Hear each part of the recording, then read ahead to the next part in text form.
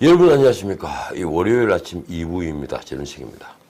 선거는 며칠 남지 않았는데 사회 분위기는 혼란스럽기 정말 그지없습니다. 경제가 어렵다는 말씀을 제가 자주 드리는데 금융시장이 맨 처음 경고등을 켰죠. 국내 증시에서 외국인 자금이 지금 셀물처럼 빠져나가고 있습니다. 벌써 일주일이 넘었죠. 오늘 우리 주식시장은 어떻게 움직일까요? 비교적 우리 경제를 냉정하게 평가하는 아시아개발은행이 어제 올해 한국 경제 성장률이 최대 1%포인트 하락할 가능성이 있다는 분석을 내놨습니다. 연초 전망치는 2% 성장이었는데 이제 1% 성장으로 수정을 한 거죠. 경제 위기를 알리는 경고등은 지금 여기저기서 켜지고 있습니다. 그런데 신문을 보니 이달 들어 거시경제 운용의 총사령탑인 기획재정부가 위기대응 회의를 한 것은 6일 열었던 대외경제장관 회의가 유일하더군요. 지금 기재부는 이른바 마스크 국가 공급의 사령탑 역할을 하느라고 여념이 없다고 합니다. 김용범 1차관, 구윤철 2차관 두 분 다 약국과 우체국 생산시설을 매일처럼 돌아다닌다고 하는군요. 서기관들과 사무관들도 전국의 약국 등 현장을 돌고 있다고 합니다. 기재부 서기관이 약국을 돌고 있다고요. 기재부가 마스크 때문에 다른 업무를 손 놓고 있는 겁니다.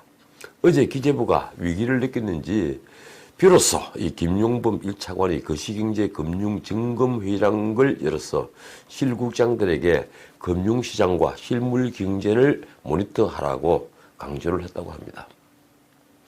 대통령 지시가 있어서 그렇죠. 마스크 문제는 식약청에 전담을 시키든지 아니면 주무부처인 보건복지부나 중소기업부가 책임지고 하든지 정 안 되면 국무조정실에서 해도 될 터인데 기재부가 이 문제로 본인의 업무를 내팽개치다시피 한다는 기사를 보고 있으니 역시 아마추어 정부라는 생각이 드는 것을 어찌할 수가 없습니다.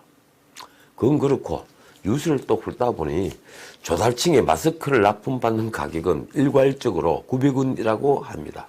그런데 판매 가격은 유통마진을 600원 더해서 1,500원이나 됩니다. 그러니까 마스크 업자들은 생산시설의 규모와 상관없이 일률적으로 순환가를 책정해 영세업자들을 쥐어짜면서 주로 약국에 돌아가는 유통마진을 넉넉하게 보장해주는 이유가 무엇이냐며 불만을 토로하고 있다고 합니다. 대규모 생산시설 갖춘 경우에는 그 단가가 300~400원인데 소규모 영세 마스크 업자들은 생산 단가가 900원을 훨씬 더 넘어선다고 하는군요. 마스크 생산 가격 보상에는 예산을 한 푼도 안 쓰면서 아동수당에 1조 원의 현금 쿠폰을 더 얹어주는 게 이해가 안 간다. 이런 말들을 하고 있습니다. 자, 또 하나 뉴스를 볼까요? 중국 대사관이 사실상 한국인 대상 비자 발급을 중단했습니다. 전면 입국 금지를 선언하는 대신에 비자 발급을 줄여서 한국인의 입국을 사실상 막는 거죠.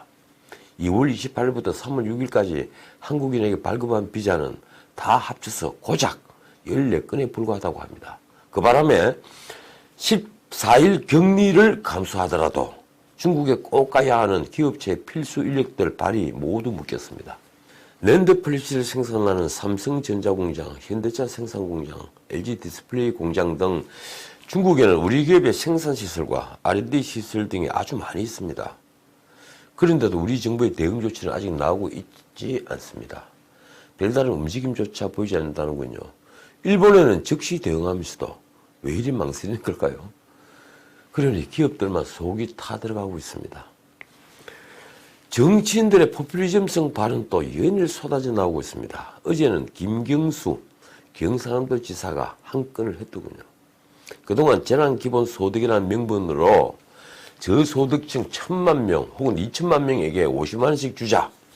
이런 이정우 씨의 청원 등 온갖 아이디어들이 언론을 탔죠. 그런데 김 지사는 통 크게 나왔습니다. 지금 지원 대상자를 선별하는데 시간과 행정적 비용을 낭비할 겨를이 없다. 이렇게 말하면서 모든 국민에게 재난기본소득 100만 원을 일시적으로 지원할 것을 정부와 국회에 제안한다. 이렇게 말했습니다.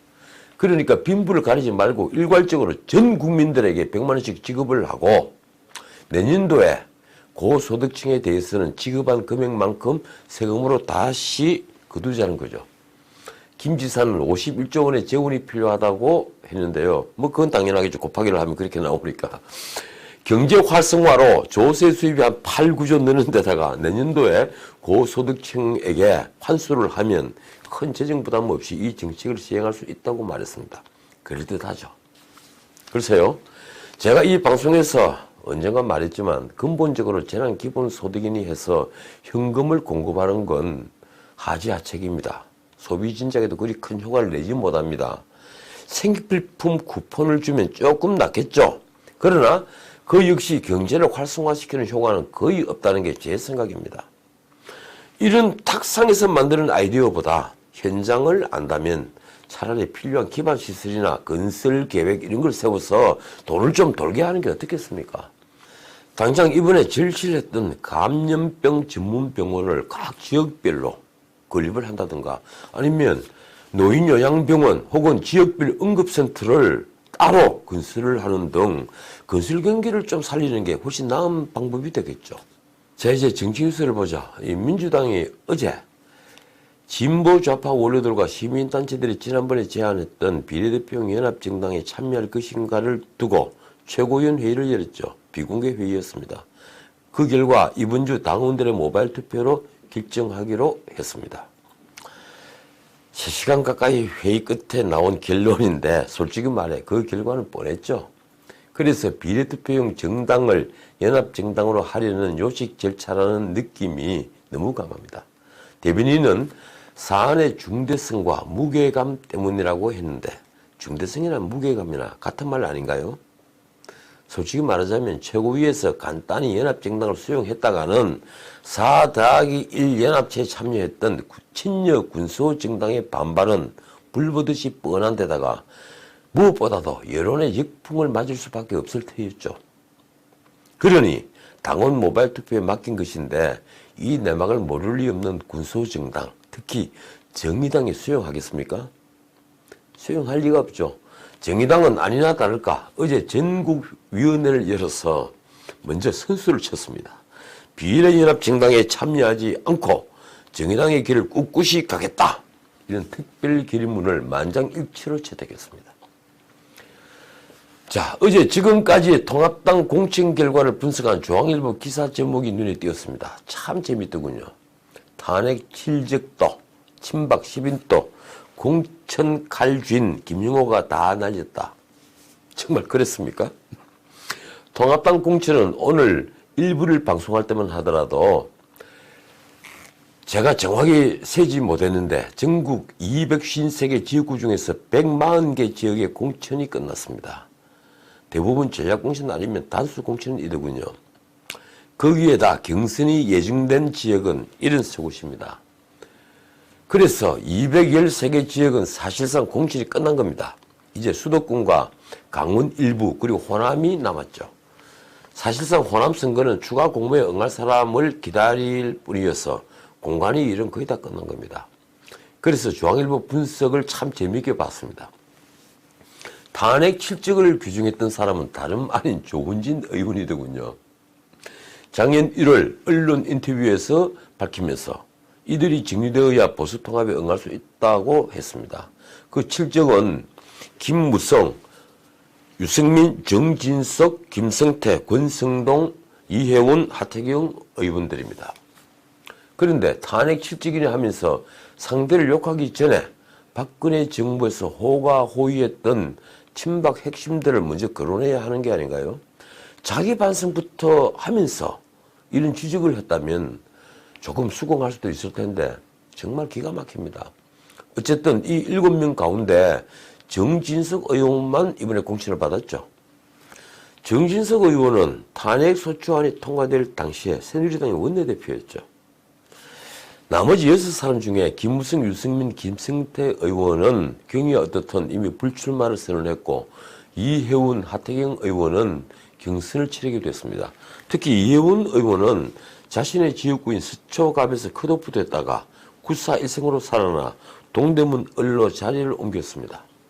탄핵 당시에 국회 법사위원장으로 헌법재판소에서 탄핵소추위원 악역을 맡았던 권성동 위원은 아직 공천 여부가 결정나지 않았습니다.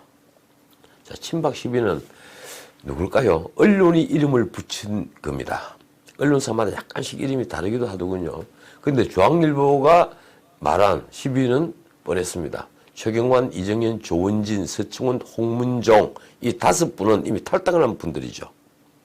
이분들은 먼저 거론을 했습니다. 그리고 조원진, 홍문종 의원 등은 아마도 통합당과 선거연대 등을 생각하겠지만 통합당이 엉알리 만무하다고 저도 생각합니다. 박진 대통령의 메시지도 나와 있으니 말입니다. 통합당에 남아있는 분은 5분이죠. 또 이 정가변, 원유철, 유기준 세 의원은 공관위가 출범한 뒤에 곧장 불출마를 선언했습니다.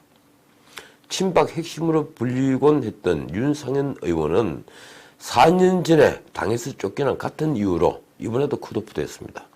그는 무소속 출마를 선언을 했는데 공관위는 바로 옆 지역구죠. 인천 중동 강화에 안상수 의원을 자리를 옮겨 전략공천했습니다. 이 결과는 어떻게 될까요? 아마도 공관위가 결정한 것의 정당성 판단일 겁니다. 김재훈 의원은 이번에 지역구인 상주 어성에서는 컷오프 됐죠. 그런데 참 기사회생했습니다. 중랑을 해서 경선을 치르는 것으로 구제됐더군요. 자, 신문이 전하는 통합당 관계자의 말이 참 재밌습니다. 김영호 공천관리위원회가 특정 계파의 불만이 불거지지 않게끔 정밀하게 외과 수술을 했다는 느낌을 받는다. 글쎄요, 정밀한 외과 수술을 했다고요? 저는 정말 동의하지 못하겠습니다. 제가 보기엔 친박이든 비박이든 살 사람은 살았고 죽을 사람은 죽은 모양입니다. 무슨 말씀인지 아시겠습니까? 늘 살주고 발버둥 치던 사람은 살았다는 얘기입니다. 솔직히 제 의견은 이렇습니다. 진짜 호가호위했던 이는 아직도 살아있고 진짜 탄핵에 앞장선 해당파는 숨어서 살아남았다. 물론 그들 역시 당에 필요한 인재는 분명합니다. 자, 오늘은 여기까지입니다. 밖은 이미 봄이 왔습니다. 지금까지 지는책이었습니다.